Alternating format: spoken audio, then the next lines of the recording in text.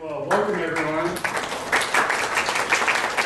All right, I'm just getting everything going right now, so taking it down to the last second.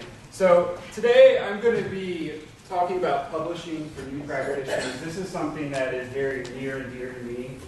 I have published what I consider to be successful for myself since I've started, and I want to share some tips on how you can achieve that for yourself as a new practitioner.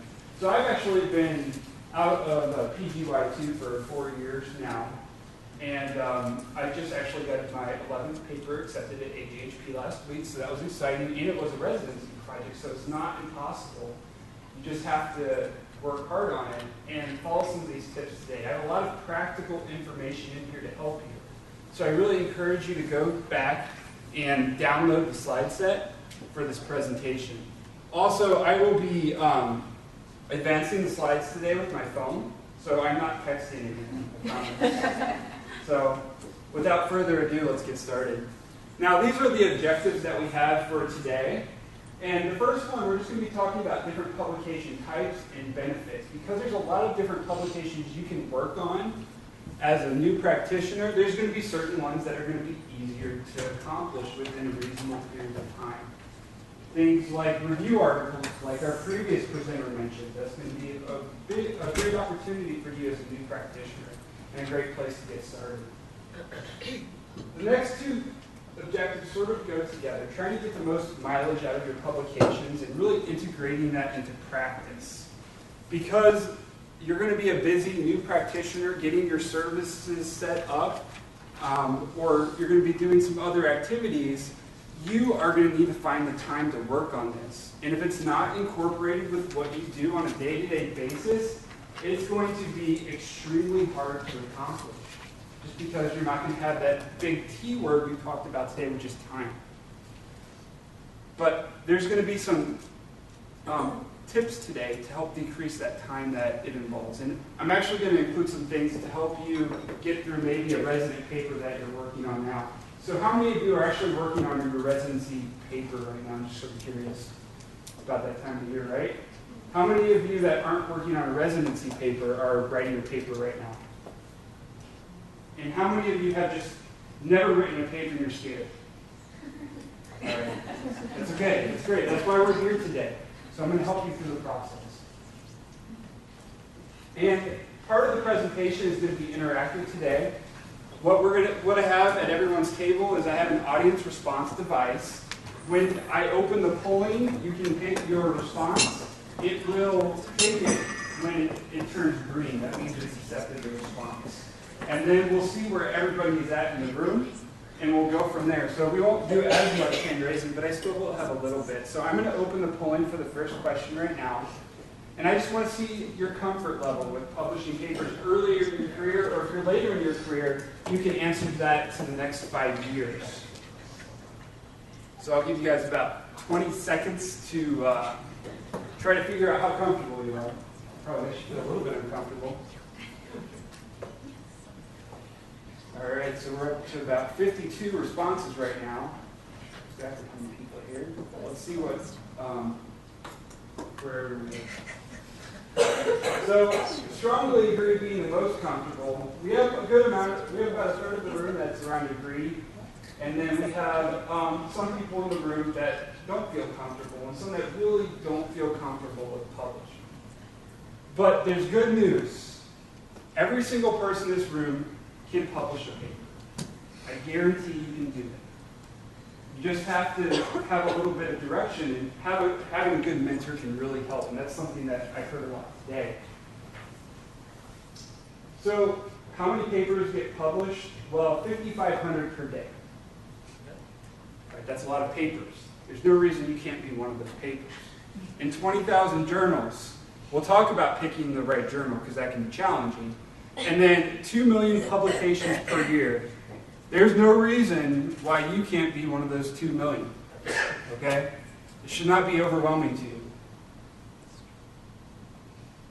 So, as I went developing this presentation, there's some things that I know that have helped me publishing, but I really wanted to take a literature-based approach because that's what I like to do. Unfortunately, there's just not a lot of literature out there regarding like, okay, so these are some things people say are useful, but how do I know they're really useful or not? The good news is that everyone pretty much says the same thing. So a lot of the tips I'm going to be talking about today are from experts in the field, but there are actually a lot of things that I've done throughout the publishing process. So it's good to see everyone sort of on the same page, but there's no way for me to prove to you that it works, other than people say it works. But I did find some interesting information on early publishing throughout my literature search. I went through PubMed and some of the education databases to try to find some additional articles. And one of the interesting things that I found that this was actually from a study looking at biologists, but biologists that publish early within their career and they publish more papers in their career are more likely to publish more papers in the future. Okay, that makes sense, but it was a bigger predictor than those other things listed up there. So if English wasn't their first language, their gender, and even if they went to one of the top universities in the nation, that wasn't as big of a predictor as if they had started writing papers early. So if you want to be successful, start now. Don't let it intimidate you. You can do it. And I did find one paper that says it can decrease your likelihood of developing dementia, so there's another benefit. I really couldn't find very much, so that's what I found. So now let's talk about where to start. Where can you start as a new practitioner or someone that's getting interested in writing? And we'll talk about case reports and case series. We'll talk about review articles, and we'll talk about different types of research articles as we go throughout. Also, if you have at any point anything that you'd like to add that you think is helpful, just feel free to raise your hand because I know there's other people in the room that have also published a lot of papers. Okay, this is your standard study design hierarchy with your lowest quality studies being at the bottom, and as you go up, the studies become higher in quality. This doesn't necessarily reflect on your priority as a new practitioner as what you're going to write. So what I did was I made a similar type of pyramid scheme, but for ease of publication hierarchy for new practitioners. Now, the hardest to publish are going to be at the bottom because they take a lot of time. There's big money investment, those kinds of things. It doesn't mean you can't get involved with it, but don't expect to get papers published immediately. So, for example, I have randomized controlled trials at the bottom. Well, that sort of makes sense because those papers might come out 6 years later. You don't want that to be your first paper, right? 6 years later, if that's something that you're interested in doing. As we go up, we have our prospective cohorts, case controls, case reports, and I'll talk more about these individually. Quasi-experimental studies, cohort studies, which a lot of you might be working on a retrospective cohort study right now, and then our review articles. So let's talk about review articles. This is a great starting point. They're inexpensive. You can find colleagues that you work with that are interested in the topic also. So there's a new medication that comes out, you can write a review article about it.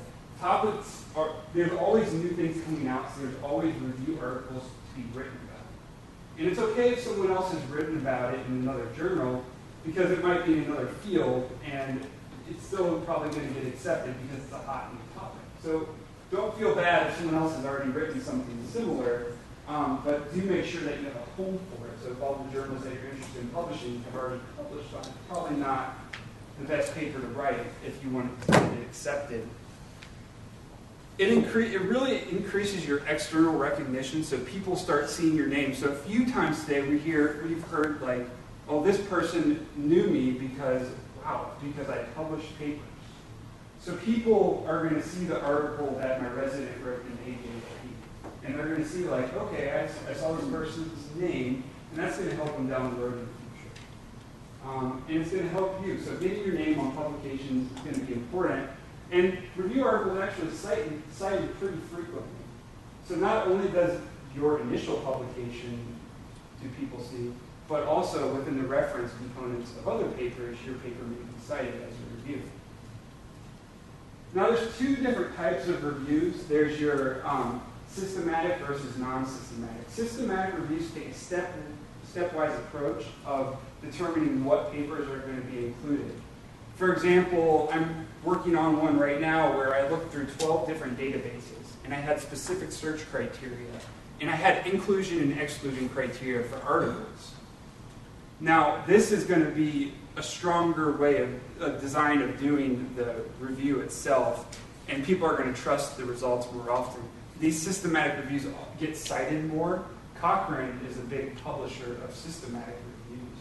And it doesn't have to be a meta-analysis, which uses a lot of math to combine different data together. It can just be you talking about these review articles in a qualitative manner, similarly what you would do to a non-systematic review. So this is a great starting point. I would encourage you to think about doing it systematically because it will help it get accepted a little bit easier. However, myself and others that I've worked with have had a lot of success with review articles and the fact that they don't get rejected all that often if you put the appropriate amount of work into it. So great starting point. Who in here has written a review article? Just raise your hand real quick. Anybody? I have. That was my first paper. It was a review article during my first year of residency. I was working on a vancomycin project, like probably many of us have, and decided to write a review article at the same time. So it worked out. All right. So cohort. Whenever I think about cohort, I think about that picture there. Cohort comes from the word, or it comes from a group of Roman soldiers. And I always think of them moving ahead as a group in time. And that's what a cohort study does. It follows exposure to outcome forward in time. It helps me remember what it is. Retrospective cohorts. Now, how many of you are working on a retrospective cohort? Put show of hands. Okay, yeah, there's some retrospective cohorts in the room. This is why I had it so high on the pyramid list. Because they're inexpensive, quick. Now, you guys probably, since going through charts, you realize that there can be some bias there, right? So definitely some information bias that can occur. And other types of bias like selection and confounding. And the data is readily available, which is nice. Now, prospective cohorts can take a long time depending on what you're looking at. Again, it's like a randomized controlled trial. You don't want to wait a long time to get to that point of publication. So think about doing a retrospective cohort, and maybe farther into your career you can do prospective. Now, quasi-experimental studies are something that are actually really easy to do within our health systems. And the reason why is because they can be centered around projects. You look at what happened before a project started and then what happened after. It's nice to have a control group. It's nice to look at as many time points as possible so you can actually have a very strong design for your project. And actually, if you start thinking about putting your protocol together before you implement your project, it can actually make the project that you implement at your hospital much more successful because you put more time into planning and thinking about it. Because you have to go through the whole work of looking through the literature and developing a protocol. So this is is anyone working on like a pre-post type study right now? Yeah, so I see this is another really common area, and this is a great place to start. Case reports, they're easy to write. I have one case report publication, but they get rejected a lot. They get rejected frequently unless you have a very unique case and it's well described and you collected the data very well. It's going to be hard to get accepted. But you shouldn't beat yourself up. You still can try it. I have it a little bit higher up because it's just so easy to write. Later on, I'll talk about reasons for rejections, and editors actually list case report as just a sole reason for rejection. So it is what it is. It can still get published, but it's just more likely to get rejected. And it's always like N of 1. So you just have to, when you're talking about your results, don't say X causes Y, or even X is associated with Y. It's just one case. Case controls, we tend not to do these as often because they require a little bit larger samples, especially if exposure isn't as frequent. They are inexpensive and quick if you have the data available, but sometimes they require population-based samples, which can be a little bit harder to obtain in a hospital or healthcare system. And then our randomized controlled trials. I'm not saying that you can't work on one. I'm actually working on one right now, but that wasn't the first thing that I started with. Okay. They are expensive, time-consuming. They take a long time to get to publication. I started about a year and a half ago. I don't expect to have a paper from that for the next 2 years. I don't expect that to come up. However, it's been a good learning experience throughout the process. But it may not be the best place to start. However, it's less prone to those biases like selection, confound, those kinds of things. All right, so I want to see where you guys think you want to start for your first publication. So I'm going to go ahead and start the polling, and we'll see what everyone is interested in today. Again, I will give you 20 seconds.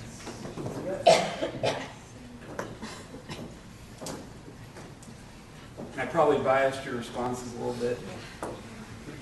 That's okay. All right, so we're at 54. We're at 52 left. Let's see what we get. All right, so we have a lot of retrospective cohorts and a lot of review articles, which is great because that's what I'm going to be primarily focusing on when I'm talking about writing tips throughout the rest of the session. So before you start writing, you sort of have to have an idea, and I want you to remember this PQ equals publications calculator, this formula here. So where can you get ideas? Well, we'll start off with the projects bubble. So is there any new services that have been implemented at the hospital? Are you implementing a new service? Is there a service that's been around forever and no one ever actually evaluated it?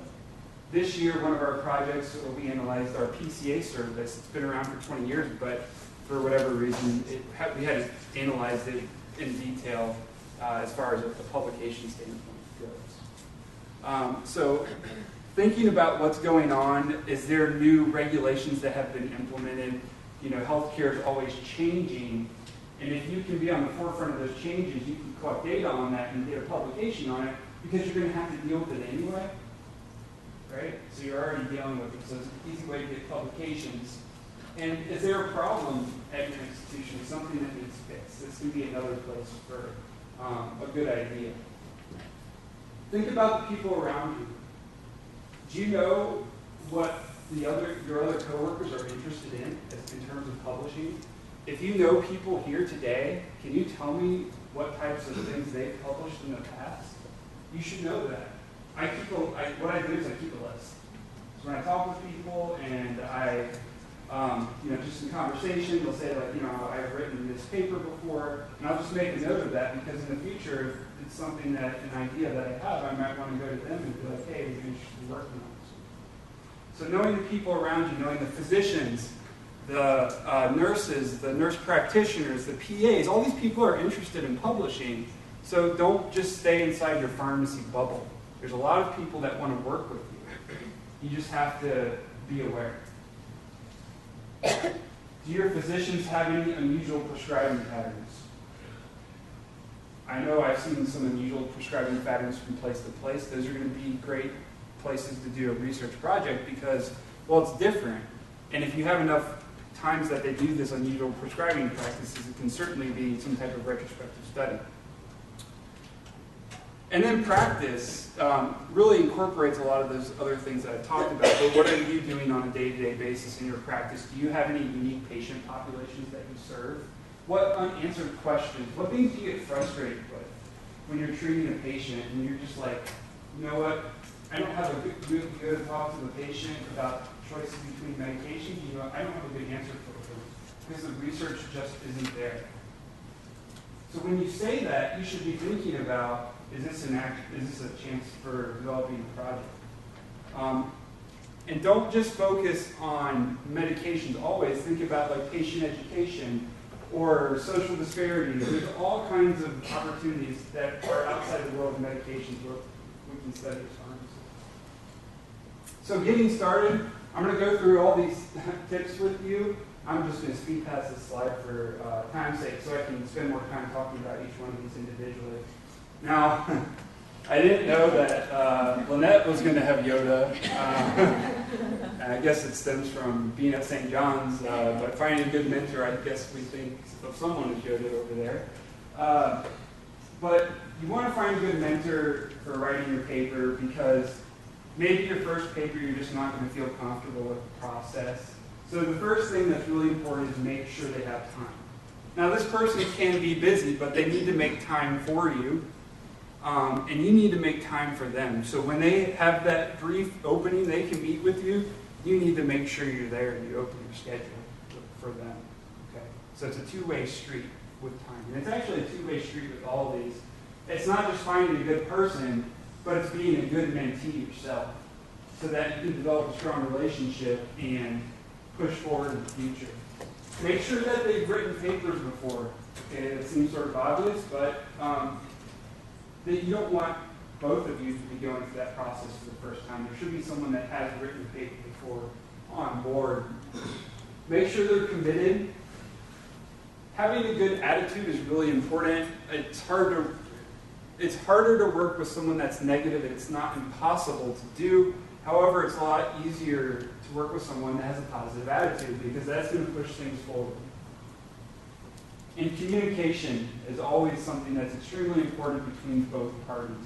Really make them love being your mentor. Make them want to work, make them come to you to ask to work with you again.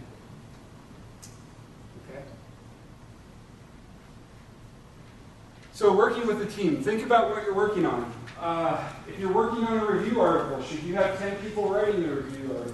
Probably not. There's probably not enough roles and responsibilities for 10 people to work on a review article. However, if you're working on a larger study, that might be appropriate. So think about the number of people you want involved, what their roles are going to be, and go from there. You want to identify the roles of the authors early on. Now, the ICMJE is the International Committee of Medical Journal Editors. They have this definition as the below bullet point saying that you have to be involved with all three of those parts, the design or data analysis, writing, and final approval to be listed as an author. That's their rules. So it's important to make sure that you're not giving someone a gift authorship. Maybe they had no work on the project, but they're your boss and they're peer pressuring you. It's ethically, there's going to be some ethical things that you're going to deal with, but it is, according to how things are defined now, it's ethically wrong to do that, and you can get in trouble by giving gift authors for people that don't have any part in the project. So you have to be careful there. So give credit where credit is due, and you can seek outside help. And I'm going to introduce you to a concept called the bank model. Every time you do a favor for someone, you basically build up credit. Every time you ask them to do something, you lose credit. Simple enough. If I keep asking you to review my paper over and over and over again, you might tell me no. You might just flip through the pages real quick and make a few grammatical changes. But you're probably not going to put the effort that I need from you into it. So make sure that you're not continually asking the same person each time. But if you have a lot of credit built up with someone and you guys can review each other's papers, that can be a beneficial relationship. Just think about that bank model, making sure you're not overburdening one person, and make sure you're paying them back. An important part of the team is working with a statistician. You want to establish this relationship early. You don't want to develop an entire project and then go to your statistician to have them analyze it and then be like, you designed the project wrong. Because at that point, you're sort of stuck. So meet with them early. You want to brush up on your statistics. It's a two-way street. What I usually do is I'll send them some information about what I'm studying on. Like I might send them a review article so they can understand what I'm trying to get across to them along with my protocol. But to communicate with them effectively, I need to know somewhat what they're talking about, I need to come in with an idea of what types of things we should be doing to analyze and design a trial, or else there's going to be some part of the communication process that falters. Because if they're talking to me about statistics and I don't know anything about it, I can't even comprehend what they're saying. How am I going to have a conversation with them? And it's also important on their side, too, to educate them, because if they don't understand what you're saying, they might choose the wrong analysis just because they simply just don't understand. But it's like getting two people together that know nothing about the other person. You both need to sort of educate each other a little bit. And the last part, just ask if you don't understand.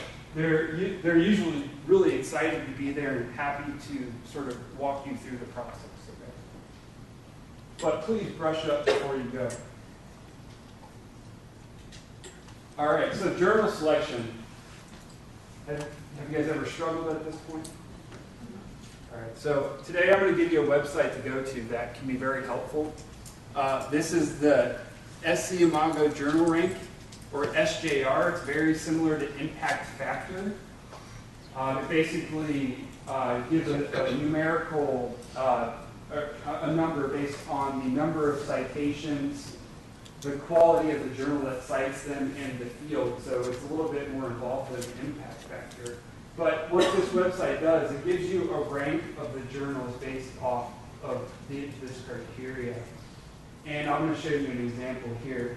But you want to select the journal at the start of your writing. This is actually a free website too.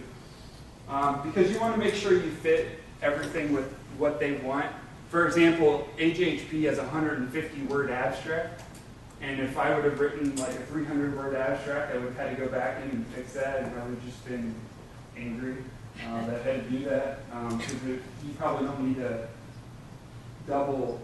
do double the work sometimes. So thinking about that ahead of time is important. Look at what they require for the peer review process. Some journals make you tell them who you're going to send it to, like if you give them suggestions for people to peer review. Some journals can charge you upwards of $3,000 per article. You'd probably like to know that ahead of time before your paper gets accepted. Okay? So knowing these kinds of things ahead of time is important, and also if they require specific criteria for the research that you do, like the Strobe criteria for observational research or the quorum criteria for meta-analysis. Well, let me show you what this website looks like. And this is the SJR website. So in this example, I selected medicine, as you can see up there, and then I chose cardiovascular medicine for this example, and then I just had to look at the year 2012. And what it does, it gives you a list of the top journals, and it goes from 1. This actually went from like 1 to 300. So if you're really interested in seeing all the journals that are out there and where they fall in terms of quality, this is a great website. This is just the top. You guys know these journals' names if you've practiced in cardiology at all.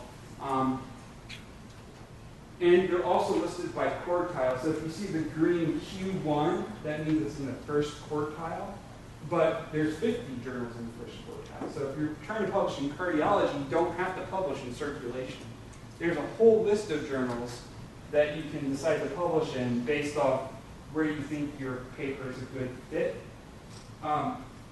Sometimes I'll do the who cares test, and I ask them if I submitted if the paper was published there, would anyone actually care about it? That's a good way of trying to see if it's a good fit. Because if you can't prove yourself that someone would care to read it, then it's probably not a good fit for the article itself. But very useful website. I encourage you guys to explore this a little bit more. Developing a timeline. This is going to be really important. Having a plan. Keeping yourself to those deadlines. It can be really easy to get off of your timeline. It can be easy to keep pushing that deadline back, but really try to keep yourself to that. Have specific instructions for who is doing what. This should be like clarified up front with everyone. Like for when I did a systematic review, I actually had the librarian that I worked with do a search for me. And then myself and one of my other colleagues, we went through all the articles and determined if they'd be included or excluded based off our criteria for a systematic review.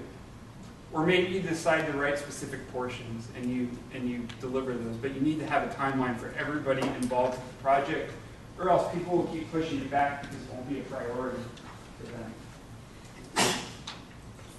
All right, so this is an important question, another polling question. I want to see who has used a reference manager in the room. Maybe you don't know what a reference manager is, but I will talk about it.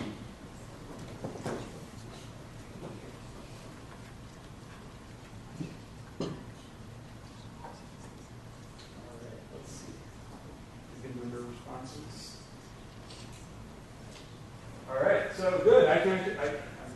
I'm not happy that I see this, but I'm happy that I can help you today. So 2/3 of people haven't, and if you're writing a paper, this can save you an extraordinary amount of time, because what this does, it basically grabs the reference for you, it puts it in the journal format, and then it puts it in numeric order within your paper. So it does all the annoying, trivial labor work for you, and it usually saves me hours, 3 to 4 hours possibly per paper. And if you ever rearrange anything with the paper and you have to reorganize all of your numbers, that can be very painful. So let's say you put reference 57 at reference 2, now you have to change all those following references by 1. That doesn't sound like fun. I'm sure the person helping you isn't going to appreciate that either. So please use a reference manager. There's a few that are available. Endnote is one that's commonly used. However, it does cost money. Or you could get it through an institution. Maybe your hospital has it. Wayne State has it. Or Mendeley, which is a free program. So that is available too. So if you don't have access to Endnote, you can use Mendeley, which also will help organize your references.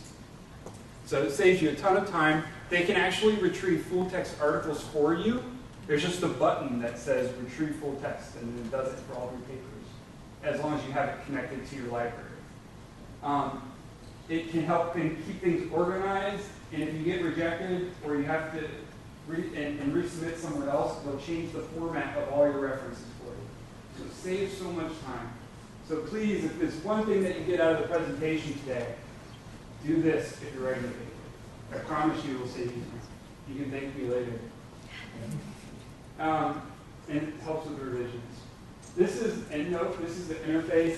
These are some of the articles that I pulled for this presentation. Whenever I'm doing searches, I usually develop a library to save me time. In the middle, we have the list of the names of the articles. On this sidebar here, we have different search databases. You see PubMed is listed on there. What you do is you would click on PubMed, and then right above all the articles there, you see an author, volume, and title field. You just put that information in, and it pulls up the article for you. And then you just add it to a folder and cite it within your paper, and that's it. That's all you have to do. Big time.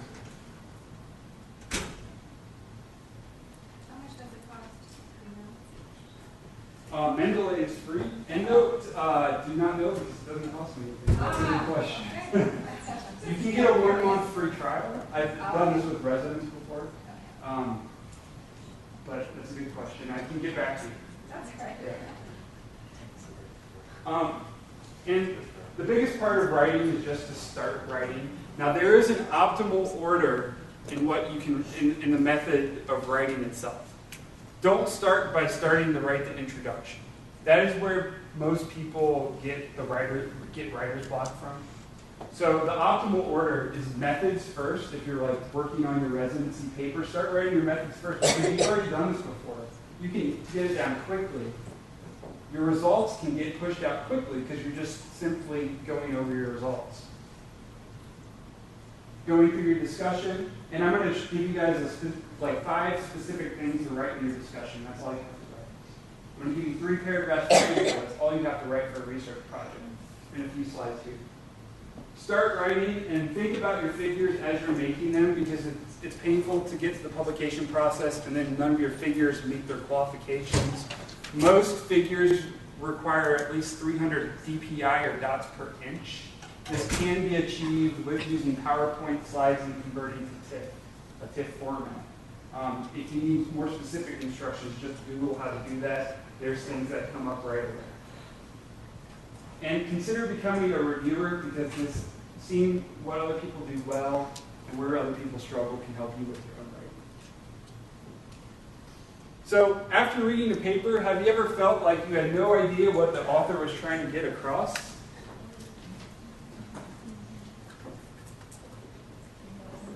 I feel like this is a bit of a leading question,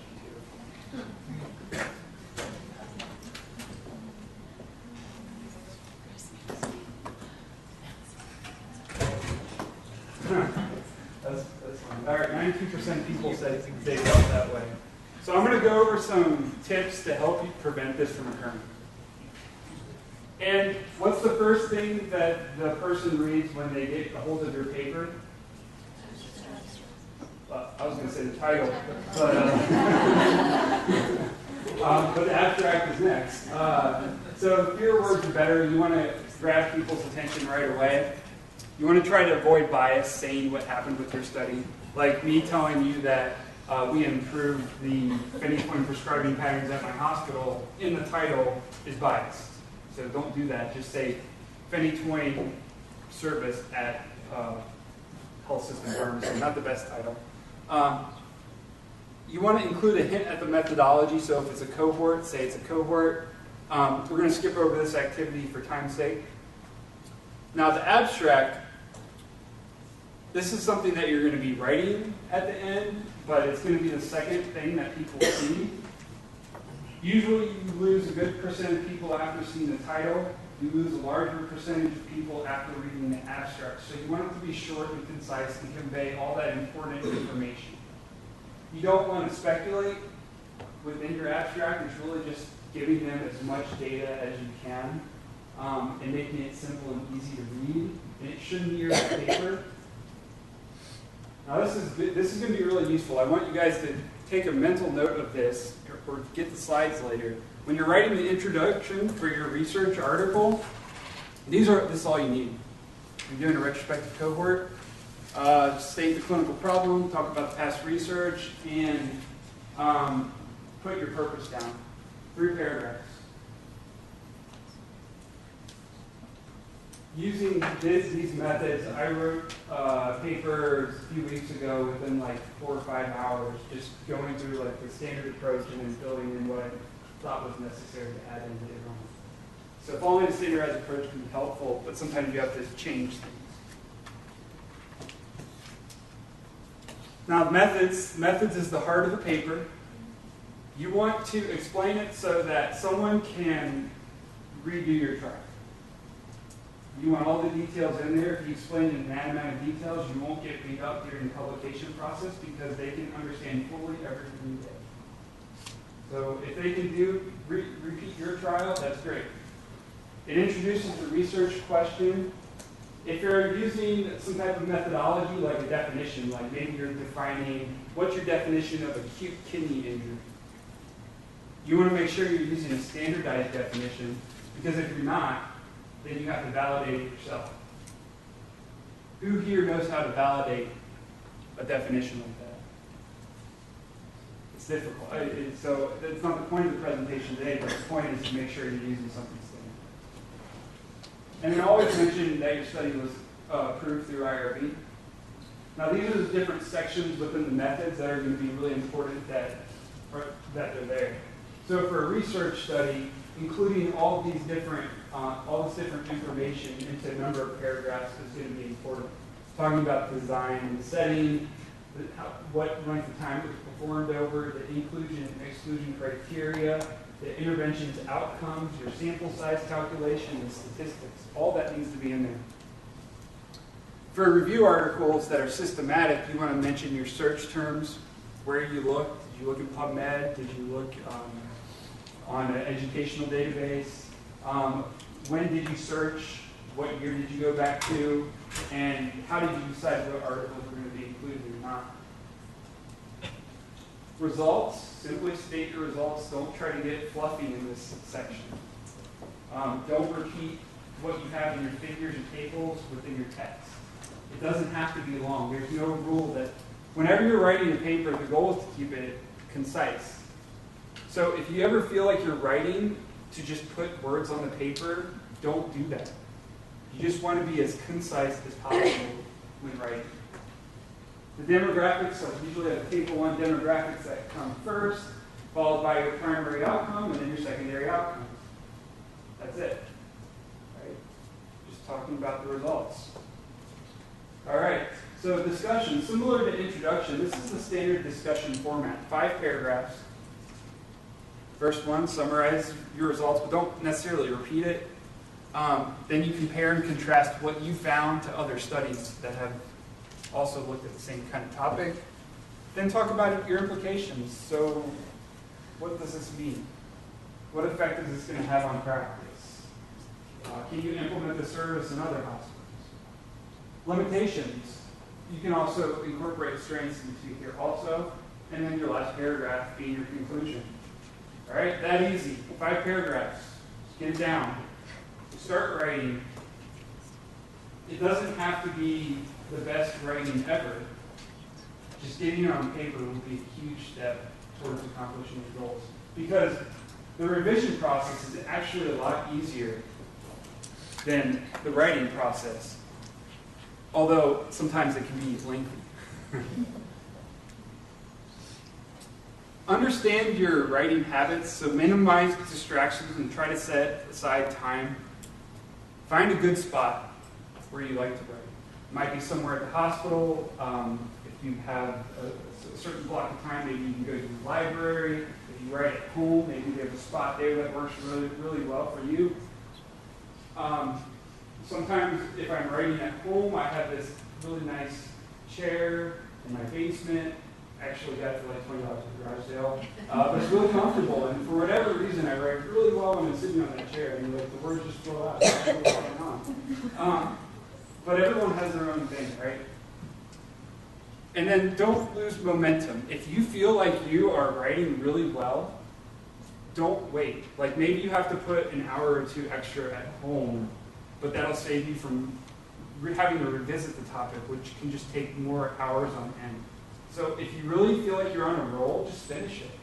If you have 2 more paragraphs to write, and you have to write it when you get home, just get it done. Just do it, right? That's the phrase for today. So revisions. Has anybody in this room ever had a paper accepted without revisions? I've never had this happen. They always request something. So it would be a miracle, or maybe they aren't doing a good peer review process if your paper gets accepted without revisions. So what that means is that you're going to get revisions. People are going to suggest on how you can improve your paper. Sometimes you might see a comment and you might be like, this person has no idea what they're talking about. This person is an imbecile. But really, you didn't explain it well enough to get it across to that person. So you need to think about how you can write it differently to accurately kind of portray what you're trying to say. Don't be offended. Don't write your comments right away. That day you get those comments back, you don't want to write your comments because you're just going to be angry. If you get angry. But I just try to hold off a few days. And then send in your revisions with the cover letter. Say that we've addressed these changes. We think that we've improved our paper. You want to communicate well with the editor's office as you go throughout the process. This can really help get your paper accepted because they know that you're really trying and they can sort of understand where you're coming from. And sometimes I'll send in additional things that weren't even requested to sort of show them that I'm trying to really improve the paper. So I played basketball in high school, and so whenever I think about rejection, I just think about this. But it does happen to everyone. Even work on the Krebs cycle was rejected. And that won a Nobel Prize eventually. So don't feel bad. Maybe it was the luck of the draw with the reviewers that we got. But you might get those same reviewers again, so you might want to incorporate their feedback. It happens. I've had papers rejected. I'm sure other people in the room have had papers rejected. But you can't take it personally. You just got to try again and improve your paper. And as you go and you get better at it with time, you'll get rejected less. So your reject percentage will go down. But don't feel offended by it. You can get through it, and you can get that paper published somewhere. Remember, 2 million papers per year. And think about what other journals that you're going to submit to. I took this from a paper where an editor talked about common reasons for rejection. We'll start at the top with just the sloppy submission. Don't do that. Make sure all of your I's are dotted, your T's are crossed, everything reads very clearly. Show it to a person that has no idea, has never seen the paper before. Have them look at it to look for flow. Have maybe a content person to look at your paper to make sure all the content is correct. One editor mentioned poor bibliography. So if they look at your bibliography and all they see is you cited review articles, there's no primary literature cited, that can be a big flag for them that you probably didn't put the time and effort to find the primary literature, and your article could get rejected for that. Because they just think the rest of your paper is not good quality.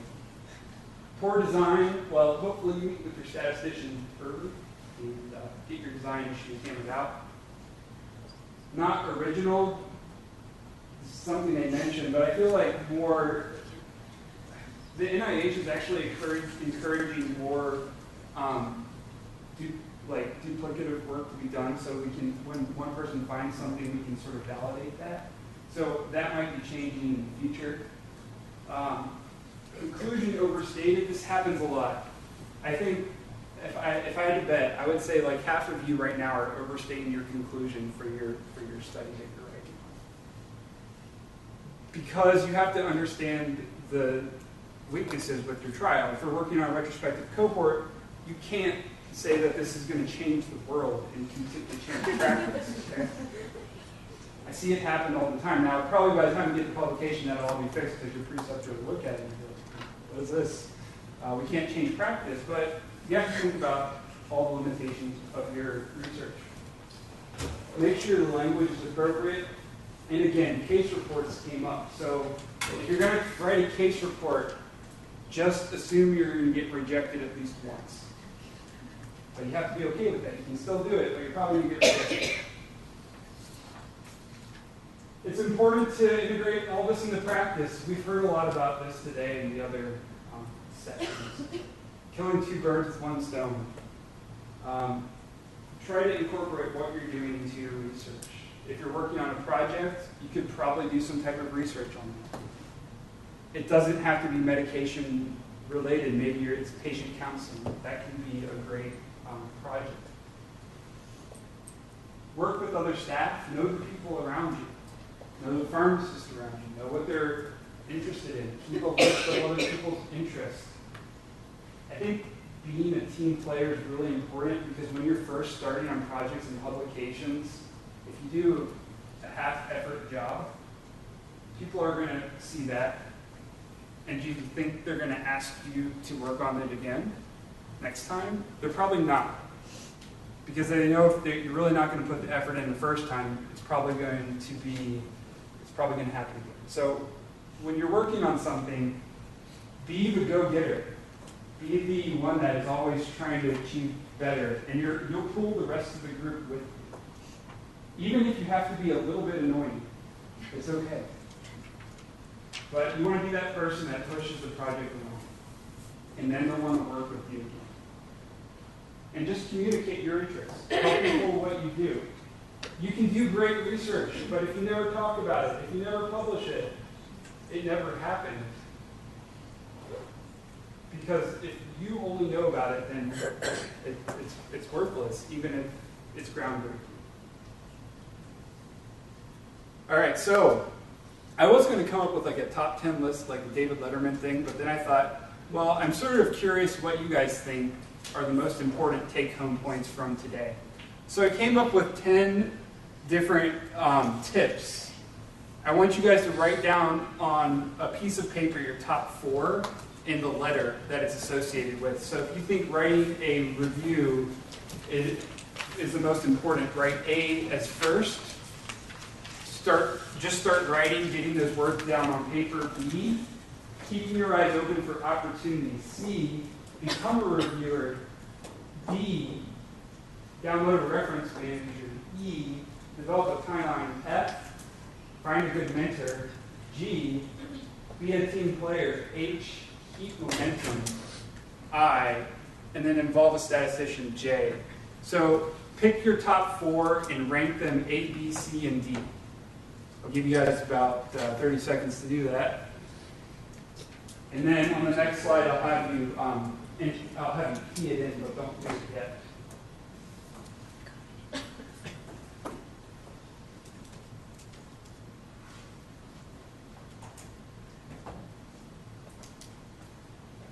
Looking at tens. Tens are mostly down.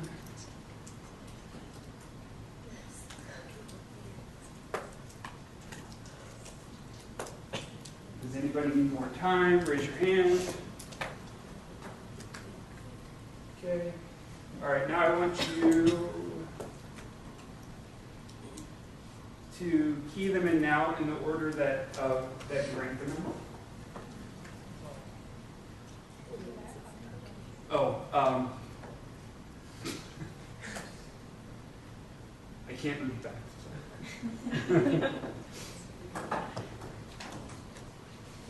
It's all right, we got most of the responses in. We have 52 responses. All right, so this is what we have. So it looks like mentor is a continual theme throughout the day. So find that good mentor, 3 sessions in a row. We found that that's of extreme importance. Just start writing, developing a timeline, and keeping momentum. Those are, looks like the top 4 there. So you guys can remember some of these tips.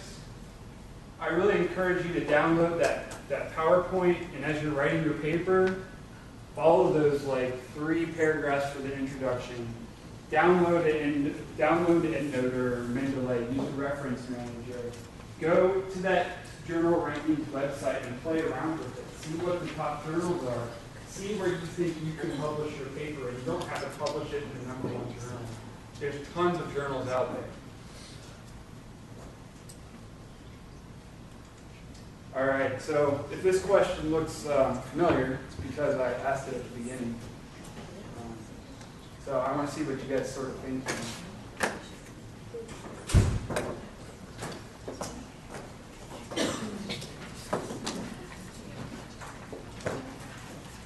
Now, as you're doing this, think about if you have any questions for me.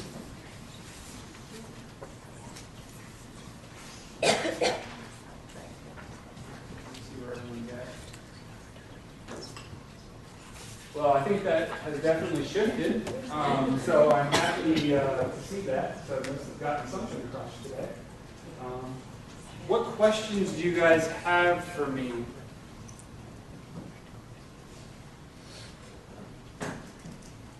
What do you feel frustrated with? What can I help you?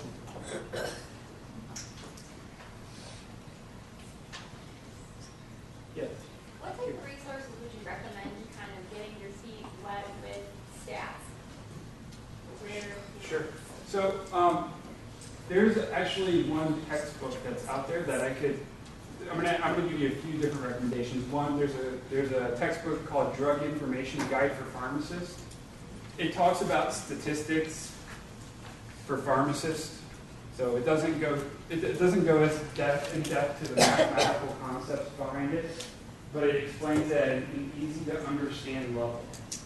I would heavily encourage you to go there. There's a really few good chapters that can serve as a basis for getting you started. The second place that can be useful if you're more of a video person, they have some sites, some statistical sites that publish videos on YouTube. They have some really useful step-by-step, hold you by the hand walk you through the test kind of thing, to the point where I feel like anyone could look. They make it very non-threatening. Where I would not go is Wikipedia. And it's not that the information is incorrect, it's that it's written for a statistician. So when I have students with me and they're trying to figure out like chi-square test on Wikipedia, they're like struggling. And I'm like, well, why don't you try this? And this explains it a little bit differently than they did. So I really would encourage finding some other resources other than the first thing you find on Google. Most things that pop up on Google first are all from major universities that explain things in a very detailed manner. Is probably more detrimental because then people are just scared of it, rather than it's really not that scary if it's explained correctly. If it's explained in the wrong way, though, it can be very scary.